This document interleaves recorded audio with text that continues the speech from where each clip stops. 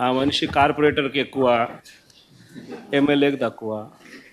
దేవుడు తీసుకెళ్లినటువంటి తండ్రి శవం, నువ్వు పంపించినటువంటి బాబాయ్ శవం, ఈ రెండు చావు మేళాలు కలిసొచ్చి నీ విజయానికి బ్యాండ్ మేళం అయ్యాయి గానీ, లేదంటే నువ్వు అసలు కార్యకర్తగా కూడా పనికిరానటువంటి ఖైదీవి. నువ్వు ముఖ్యమంత్రి అవడం ఏంటి మా దరిద్రం కాకపోతే?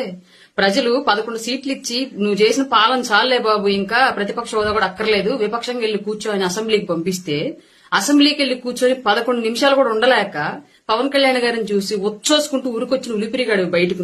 నువ్వు కూడా పవన్ కళ్యాణ్ గారిని మాట్లాడవేనా?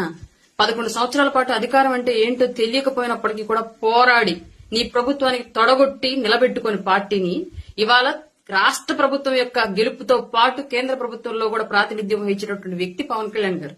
అట్లాంటి వ్యక్తిని నువ్వు మాట్లాడడం, వైఎస్ఆర్ అనే పేరు నీ పేరుకు ముందు, నీ పార్టీ పేరుకు ముందు లేకపోతే పెంటకుప్ప మీద ఏగలేగవుతుంది నిన్ను చూసి.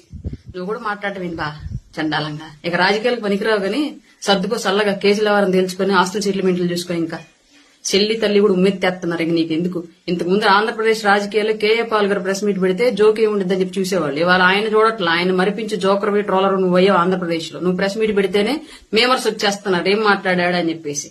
అట్లాంటి సిచ్యువేషన్ అయిపోయింది నీది. నువ్వు పెద్ద నాయకుడివి, కర్మగాలి. ఆంధ్రప్రదేశ్ దరిద్రం కొద్ది ఏదో ఒక్కసారి ముఖ్యమంత్రి అయినంత మాత్రం నువ్వు పెద్ద దేశకి నేతలాగా నువ్వు ఫీల్ అయిపోయి మాట్లాడడం మేమందరం ఎర్రపప్పలాగా వింటాం. మా కర్మ.